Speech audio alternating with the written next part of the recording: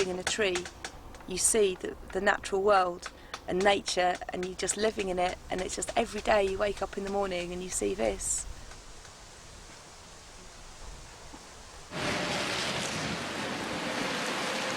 And it's a good scheme. I know it's upsetting some people, especially these travellers or whatever they call themselves, but I mean, I think whether you have a big issue like this, you always get protesters, and good luck to them. But I think as regards road safety, it's a good thing.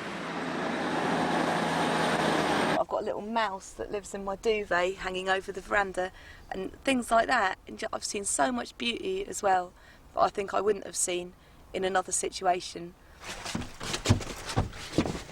The way I look at it is like, we're all heroes on a magical quest, like, and we've all met here, and we're going to do battle, and then, like, you know, we'll all go our separate ways, you know, and carry on with our own individual little adventures.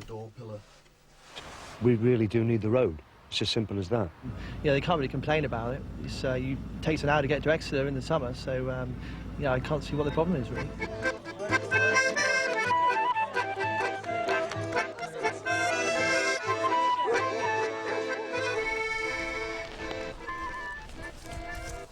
Trees, yeah, they're the oldest living things in the world. They've been there a lot longer than the road, and they're going to be a lot longer afterwards, you know, if they're left to be.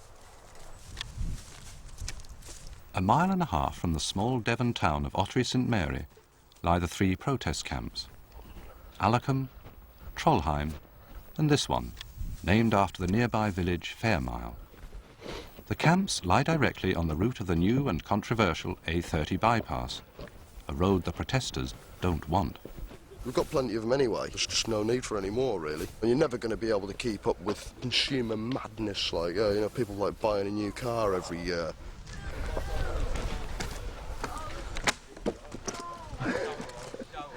For 2 years, the Fairmile camp has grown around a large oak.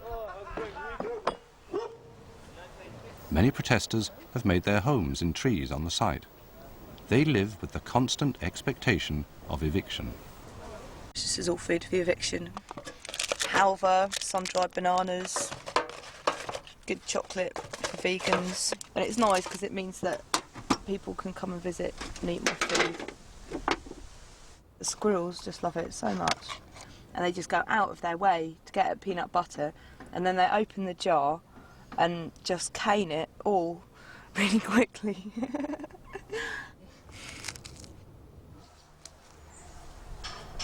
This is really good for gelling, knitting things back together. It's actually called knit bone as well. There are so few untouched corners of this land left, and there's no way that they can replace them by planting new forests. If you think of the scale of the roads that we're intending to put through the land, we'll realise that, you know, there's so little left.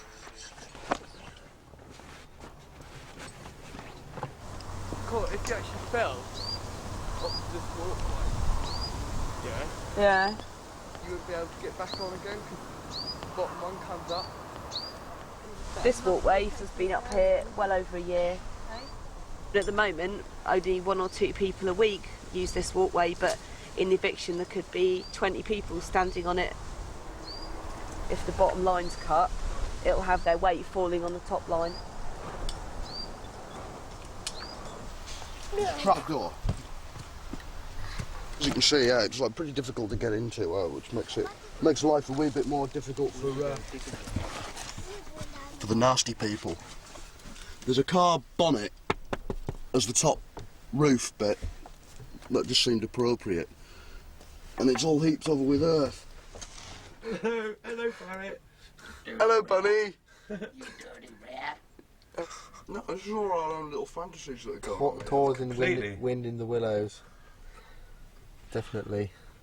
I'm sort of halfway between the Siegfried line and Tales of the Riverbank, really. Excessive appetite is caused by fear.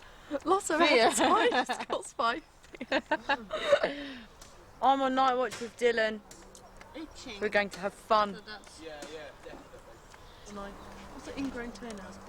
It involves staying up all night and drinking some coffee. Oh, sorry. And going out onto the back track and having a look to see if there's no one sneaking around. I'm getting really paranoid about 3 because the badgers are making loads of noise, and watching the rats as well, it's quite entertaining.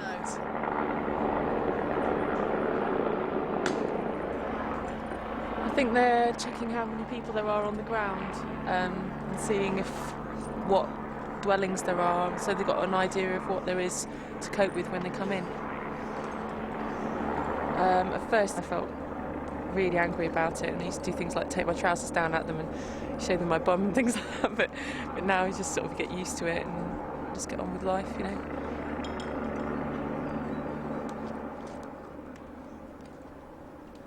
"400 yards from Fairmile lies a very different camp, Trollheim, established by a more punk-influenced group, so-called eco-warriors. Ta-da! Fort Trollheim. Ooh. Nasty. Rattling chains. Oh yeah. Here we are. Trollheim Hill Fort. Not as scary as most people have said about it, really. We have lovely gardens. Got lupins at the back just for the pretty pictures. Potatoes all growing nicely there, they'll be huge. Aha, yeah, lock on, ta-da! Well, this is a bit of a sort of poor excuse for a lock on, but basically here's your tube and you'd get your arm right down there and click onto a bar that's in there, and the contractors, whoever evicting bailiffs, will have to dig you out of all this. Lovely caper. Very nice. Did I see the one I'm making? Yeah. I've got some dead animals in mine. Yeah, it's a small mammal dump, yeah. Rodents, reptiles. Oh, there's a live one. That's like a gerbil. Here we go then. Hawaii 5 rescue. Little mouse. You can have a go for it. More garden. Oh no! It's like that was hideous. Yeah, saving the planet and all that walk on it. The troll box. Lots of food and things. We've got lots of bags of it. A packet of biscuits, better have one. Want a biscuit? I'm alright at the moment. Sorted. Well, don't mind me if I do. You see, we have a communal bath. Whoever used it last obviously didn't clean the water out. So here we are. What's loosely termed as, my bender. Look at that, amazing. My pride and joy really, because I cobbled the front of it. Oh really? Look at that. I cobbled it because it was quag. Want to come in for a spliff? Throughout the summer, Fairmile continues to improve its defences in the tunnels and trees.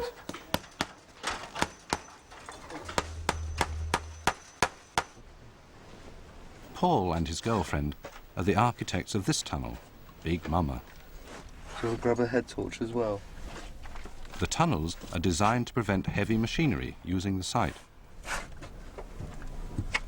With protesters locked on inside, contractors cannot work for fear of collapsing the tunnels. That's the front door, that was. Come down this way.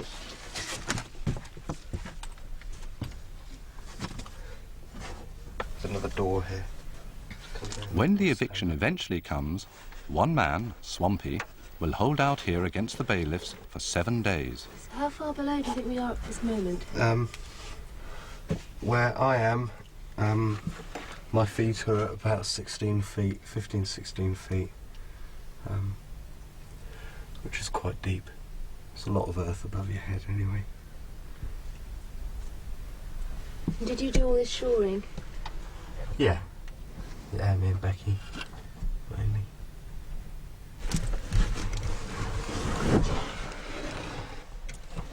It's no good being fat down here, is it?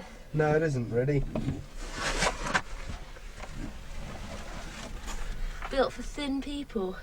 I don't know about thin, but certainly not fat bailiffs anyway. Exactly. That's that box. This is nice. Yeah. Is this your double bed then? That you've Yeah, been this is. talking It's about about? the size. It's actually about the size of a single bed. And do you feel safe down here No, I'm just scared shitless. all the time? Not all the time, no. But the prospect of being down here in eviction and not being able to get out is quite scary, really. Or of there being some sort of collapse.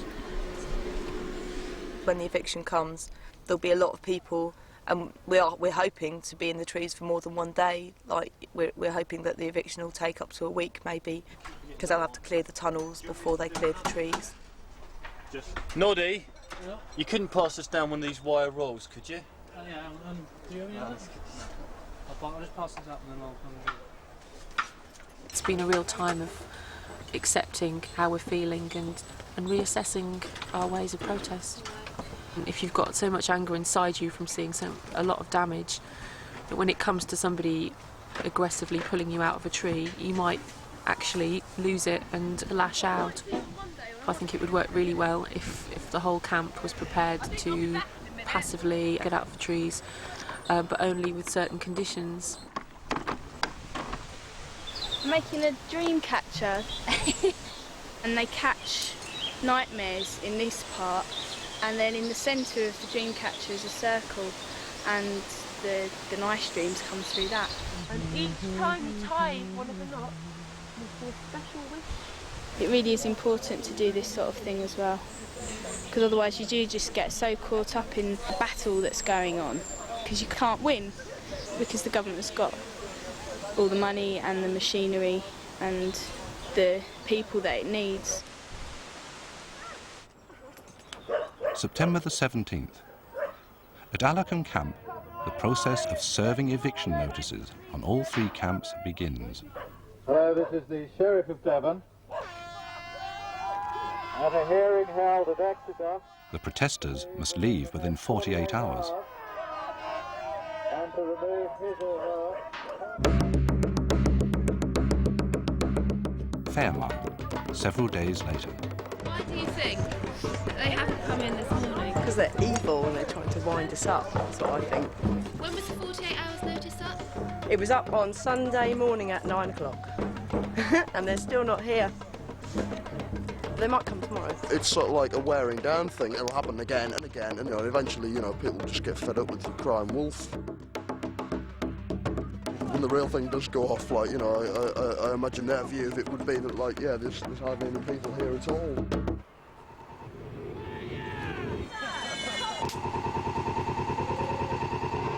One month later, Trollheim gets some unexpected support from the radical sounds of arts interventionist AAA. I can understand why they'd want to build the bypass. If you live in Honiton, is it Honiton bypass? And I can understand why they want one, but I don't, I don't promote it. And that's why we're here. We wouldn't be here if we were. Although we were thinking about if these people didn't want us to come down, we'd offer our services to the police to get the people off the site. So we're very fickle. We just want to be where the action is. Following afternoon tests of AAA's sound system, the residents of Fairmile Camp feel the need to make themselves heard. Their first priority is to get this out of here. We're not here to be taken away. The first thing you've got to be saying, let's Don't give me that attitude. Well, don't you give me the attitude that they're going to sit there. If you turn this on now, within about 12 hours, there'll be hundreds of people here. Yeah, and then they have to. You've got to get it together, because I get that from you. I get something else from someone else. I get something else from another account. Yeah, that is true, actually.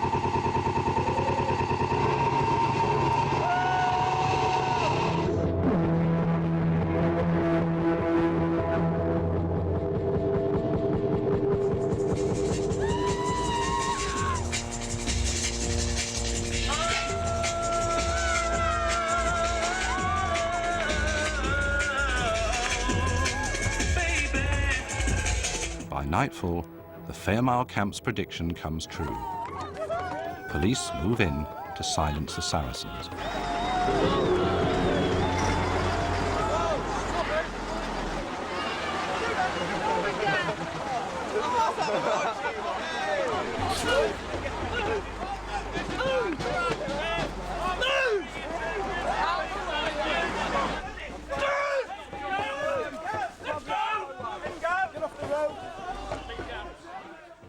we were all together before, but you know, our opinions are obviously split now.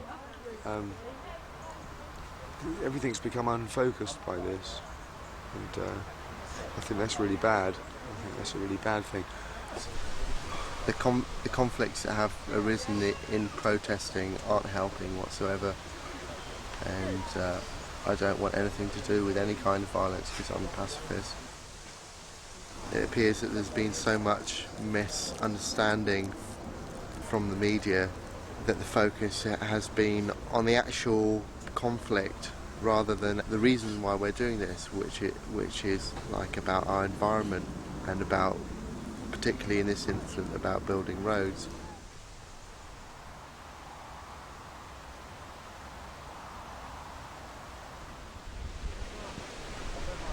Two months later, and still there have been no evictions from the camps.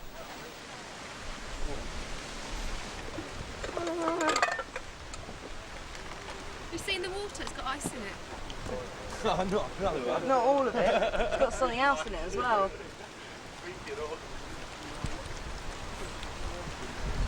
Somebody's purse. Oh well, we'll put it in the rinsing bucket. Oh, the food's got ice in it as well. There's a lid stuck in the effing thingy. Oh, it's all going wrong. You'll have to excuse the chaos at the moment because it's Christmas. There are lots of people around. You don't need to excuse it. We are here to see how you live. Where have you come from? From Siberia, from Krasnoyarsk, in the center of Siberia. In the early hours of December the 27th, Alarcom falls to the bailiffs. If anyone gets arrested, shout their name out. At 3:30 in the morning of January the 12th, Trollheim Fort is taken by the sheriff and his merry men.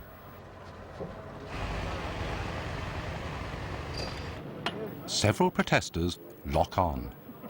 Matt is one of them. Some days later, he revisits the site.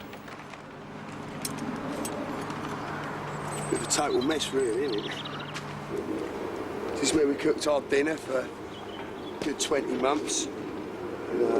That would have been our kitchen there. Anyone that's been arrested on this campaign has been given this sheet of paper, which the pink sausage marks out the area you're not allowed to be in.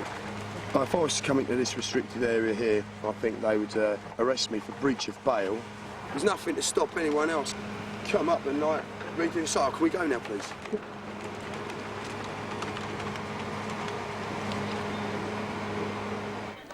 At 9:30 in the evening of the 23rd of January, while Phil and many other protesters are off the site, the eviction of Fairmile begins. All camps are surrounded by police. We are under a state of siege. This looks like an eviction. Hello, Big Mama, you still alright down there? Yeah, mate. One either side, one's coming round the back. Someone manning your lock-on. Someone's trying to get in towards the lock-on now. They're coming in through the kitchen bit. Yeah, that's it. Yeah. No one.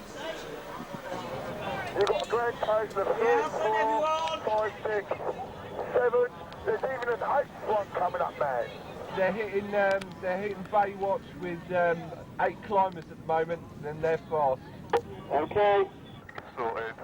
We're not yet sorted. Yeah, sorted. Yeah.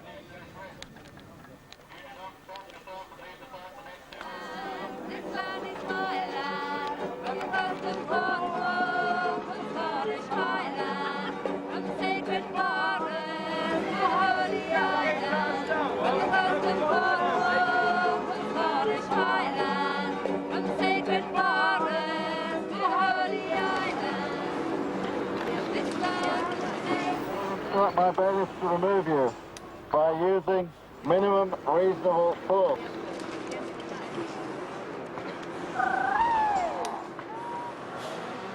We surrender.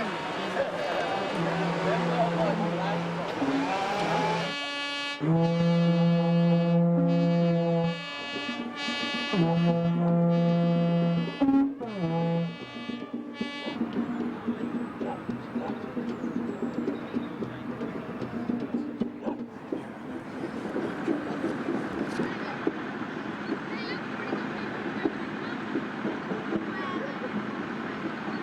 all just walking around and we haven't got anywhere to live and we can't leave, and you know, they've fenced off our home and we're not allowed in anymore. Down that 18-foot shaft behind that big heavy stone. Yeah, we're sticking together, keeping each other company and looking after each other.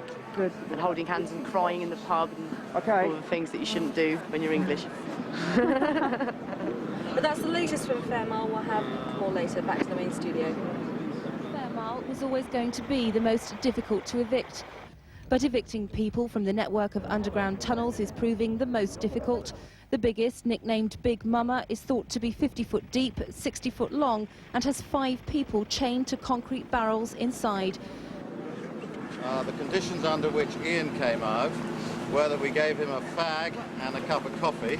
Mr. Coleman, would you like to accept this dead badger on behalf of the destruction that's happening to this environment? It's sort of symbolic of the mess that roads cause in these Not circumstances. particularly. No, thank you. This is what happens from the North Devon Link Road. Hold it up here. Thank you. Hello? Yep. Hello? Thank you. Good evening. The 8:30 protest is over. Within the last hour, the final remaining demonstrator, the man known as Swampy, emerged from underground. I feel that it's the only way to get a voice these days. I mean, if I wrote a letter to my MP, would I have achieved all this? Would you lot be here now? I think not.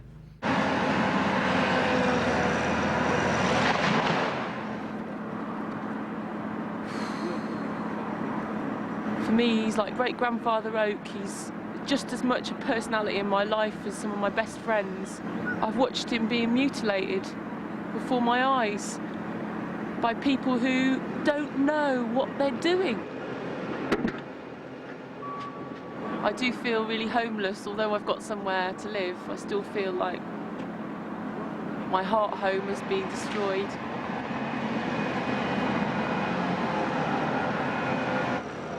The cost of evicting all 3 camps is estimated at £500,000. There were 61 arrests. As far as evictions go, like, you know, it was brilliant. You know, nobody got hurt. Arrests and that were minimal. Got brilliant media coverage. I don't think there's hardly anybody in the country that doesn't know about this now. That's excellent. Pretty happy, really, yeah. Happy but homeless.